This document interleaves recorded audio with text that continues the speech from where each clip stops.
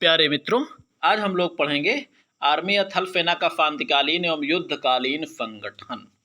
ठीक है, चलिए थोड़ा सा इसके बारे में सामान्य चीज़ें जान सकते हैं। थल सेना का परिचय थोड़ा सा अच्छी तरह से जान लेते हैं, या करके अपने देश की थल सेना का, भारतीय थल सेना का।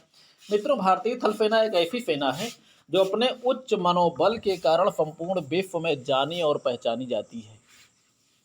ठीक है, भारतीय सॉरी एक मिनट बच्चों, भारतीय सेनाओं में वो क्षमता होती है जो कम संसाधनों में भी असंभव कार्य को संभव करके दिखा देती है। सन 1945 में पाकिस्तान के विरुद्ध सैन्य कार्यवाही, 1965 में सामान्य हथियारों द्वारा अजेय पैटर्न टैंकों को नष्ट करना, 71 में अमेरिकी हथियारों से डरे बिना पाकिस्तान को मात देना, कारगिल में ऊंची पहाड़ियों पर पुनः अधिकार करना आदि भारतीय थल सेना की वीरता के उदाहरण है। मित्रों, जो चीज़ें हम इसमें पढ़ रहे हैं, खास करके वो चीज़ें जो है संपूर्ण विश्व की सैनिकों के लिए, विश्व की थल सेनाओं के लिए दुर्लभ था, जिसे हमारे भारत जवानों ने उसे असंभव कार्यों को संभव कर दिखाया। ठीक है, भारतीय थल सेना को इस प्रकार संगठित किया गया है कि युद्ध एवं शांतिकाल दोनों ही स्थितियों में अपनी भूमिका का निर्वाह कर सकें, और वर्तमान समय में आकस्मिक युद्ध की स्थिति को ध्यान में रखते हुए भारतीय आर्मी की संरचना इस प्रकार की गई है कि शीघ्र ही प्रभावी कदम उठाया जा सके। भारतीय थल सेना को शांतिकाल एवं युद्धकाल दोनों ही रूपों में इस प्रकार संगठित किया गया है कि शांतिकालीन संगठन को युद्धकालीन संगठन में शीघ्रता से परिवर्तित किया जा सके। ठीक है मित्रों, अचानक कार्यवाही, चूंकि आप देखेंगे जो है तो 1947 में आज़ादी के समय पाकिस्तान ने अचानक कार्यवाही की थी। भारत चीन की युद्ध के समय भी शांति का नाम लेकर, भाई भाई का नाम लेकर, भाई भाई के दुआही देकर, भाई भाई का नारा लगाते हुए चाइना ने अचानक आक्रमण किया था।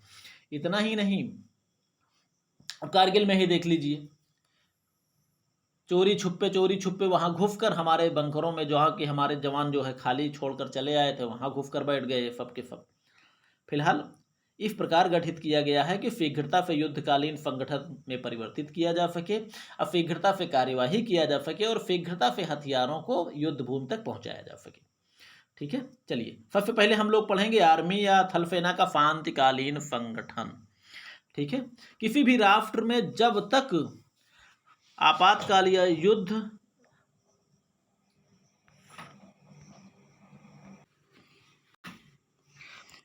आर्मी का शांतिकालीन संगठन जो कि इस प्रकार है, किसी भी राष्ट्र में जब तक आपातकाल या युद्ध न होने की स्थिति व्याप्त होती है वह शांतिकाल ही माना जाता है।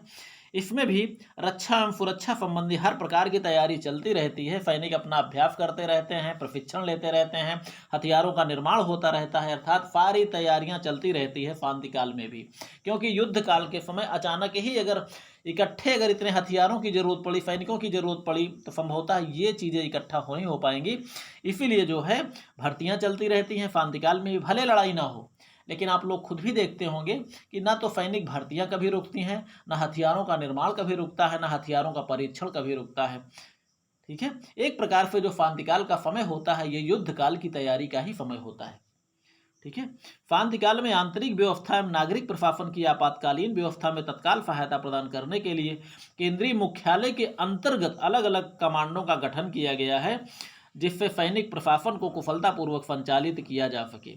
कमांडो और उसके मुख्यालय यानी भारतीय थल सेना को किन किन कमांडों में गठित किया गया है, जो कि कई क्षेत्रों में है, ताकि आवश्यकता पड़ने पर वहाँ से सुरक्षा की सारी व्यवस्थाएं जो है मुहैया कराई जा सकें।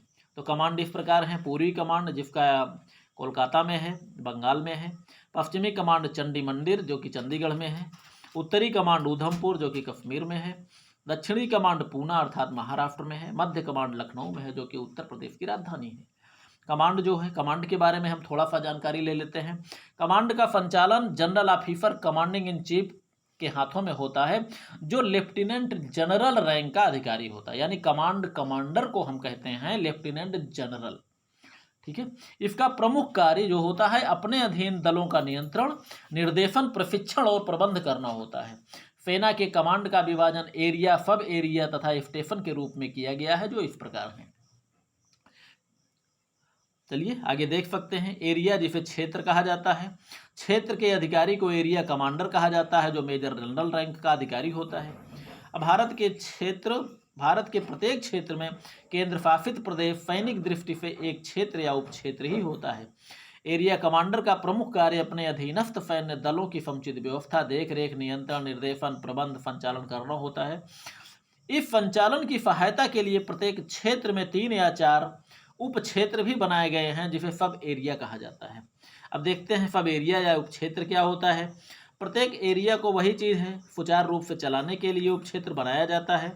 इसका जो अधिकारी होती है जिस सब एरिया कमांडर कहलाता है, जो खास करके ब्रिगेडियर रैंक का होता है, जो एरिया कमांडर के आदेशों को उसी के अनुसार संचालित करता है। इसकी व्यवस्था को आसानी से संचालित करने के लिए आवश्यकता अनुसार इसमें 3 या 4 स्टेशन बनाए जाते हैं। अब आप देख सकते हैं स्टेशन क्या होता है। सब एरिया को आवश्यकता अनुसार स्टेशनों में विभक्त किया गया है। इसके प्रमुख अधिकारी को स्टेशन कमांडर के नाम से संबोधित किया जाता है। मित्रों, इन्हें स्टेशन मास्टर मत समझ लीजिएगा, ठीक है, ये स्टेशन कमांडर होते हैं और यही स्टेशन कमांडर कर्नल रैंक का अधिकारी होता है, ठीक है। सामरिक या सैनिक दृष्टि से महत्वपूर्ण नगरों को स्टेशन के रूप में बनाया जाता है। इसके कमांडर का प्रमुख कार्य अपने अधीन स्थानीय सेनाओं के का नियंत्रण, निर्देशन, प्रबंध व संचालन करना होता है। यह कमांड के आदेशों को क्रियान्वित करने की एक प्रमुख कड़ी होती है। इसके पास पर्याप्त मात्रा में सेना होती है। इस प्रकार भारतीय थल सेना के शांतिकालीन संगठन को इस प्रकार गठित किया गया है कि आक्रमण की स्थिति में भी आसानी से युद्धकालीन संरचना में परिवर्तित किया जा सकता है। शांतिकालीन संगठन के उद्देश्य क्या होता है। प्रत्येक कमांड द्वारा अपने क्षेत्र में प्रशासनिक प्रशिक्षण, अभ्यास एवं आंतरिक सुरक्षा व्यवस्था को बढ़ावा देना होता है। शांतिकालीन संगठन वही चीज़ है। शांतिकाल में प्रशिक्षण वगैरह, तो युद्ध की तैयारी एक प्रकार से बनी रहती है। सैनिक कार्यों के लिए आवश्यक सामग्री एवं साज सामान की व्यवस्थाएं बनाए रखना, दैवीय आपत्ति या आपातकाल की स्थिति में देश के नागरिकों एवं प्रशासन को सहयोग प्रदान करना और देश की आंतरिक सुरक्षा व्यवस्था को सुदृढ़ बनाए रखने के लिए जरूरत पड़ने पर सहयोग देना। मित्रों, अब हम पढ़ते हैं आर्मी या थल सेना का युद्धकालीन संगठन, अर्थात लड़ाई के समय संगठन किस प्रकार होता है। चलिए पहले पार्ट में हम लोग इसके बारे में थोड़ा सा पढ़ लेते हैं, जान लेते हैं युद्धकालीन संगठन के बारे में, फिर उसके बाद हम लोग पढ़ेंगे किस तरह वो चीज़ें संगठन किया जाता है। थल सेना का युद्धकालीन संरचना को इस प्रकार संगठित किया गया है कि आवश्यकता पड़ने पर आकस्मिक आक्रमण की स्थिति में शत्रु के विरुद्ध शीघ्रता से आक्रामक कार्यवाही की जा सके। इसके अंतर्गत लड़ाकू, प्रशासकीय एवं सहायक दलों का गठन इस प्रकार किया गया है कि तुरंत ही आक्रमण के विरुद्ध आक्रमण किया जा सकता है। इस संरचना को सामरिक संरचना भी कहा जाता है। सैनिक संक्रिया की संरचना वास्तव में युद्धकालीन सैन्य संगठन ही होता है और इस संगठन को इस प्रकार संगठित किया जाता है कि हर यूनिट आत्मनिर्भर बनकर अपनी भूमिका का निर्वाह कर सके।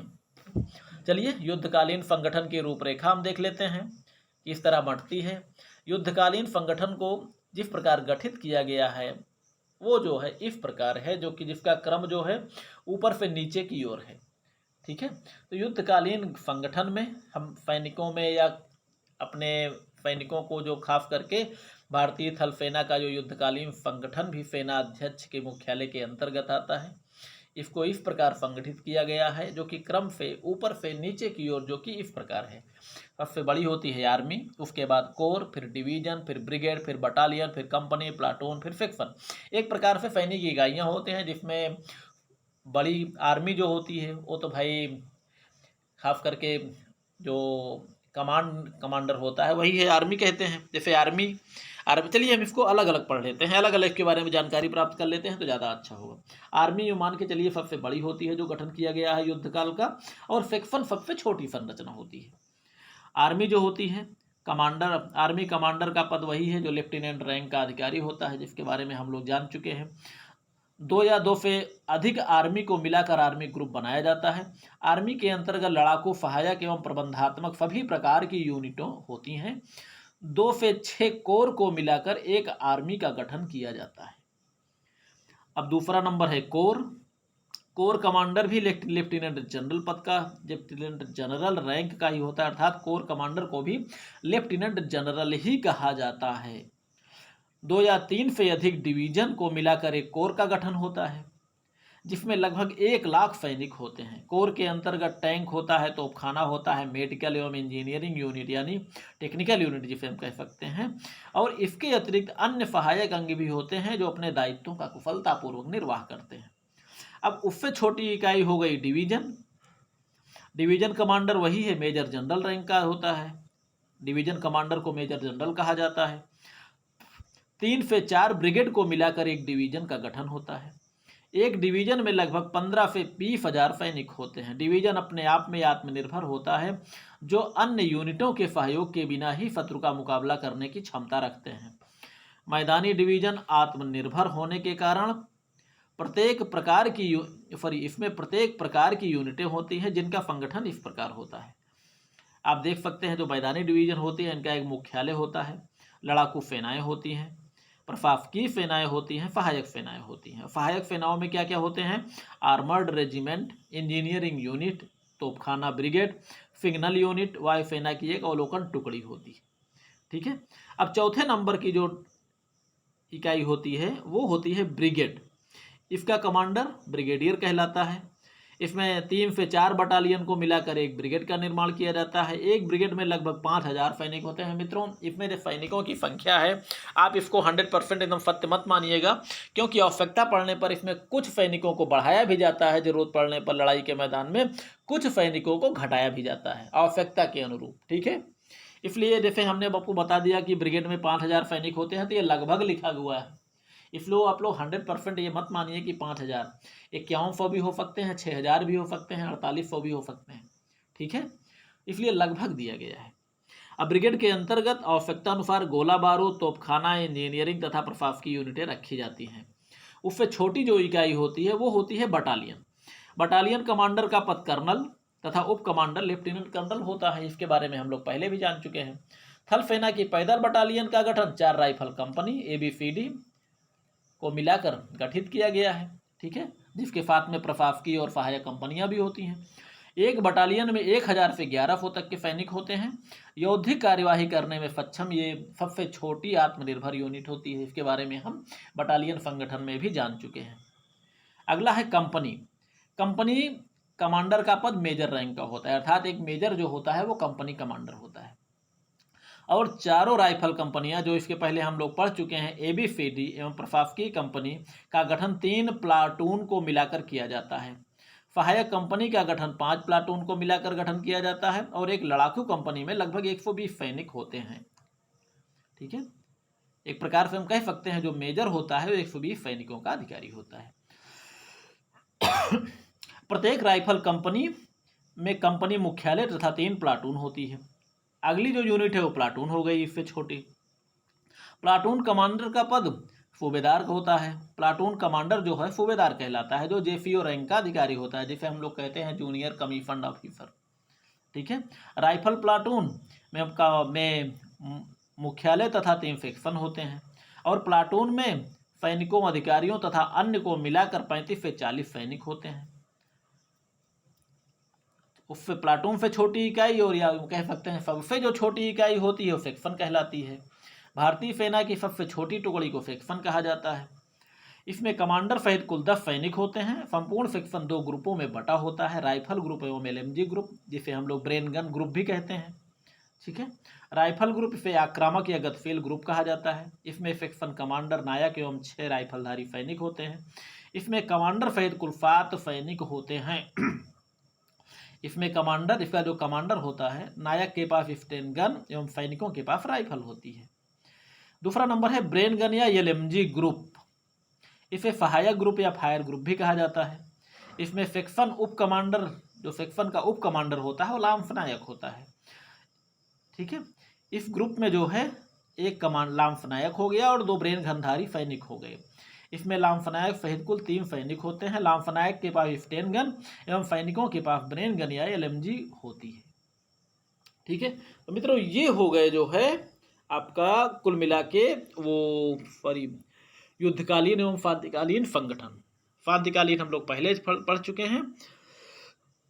तो थल सेना का ये युद्धकालीन संगठन हो गया।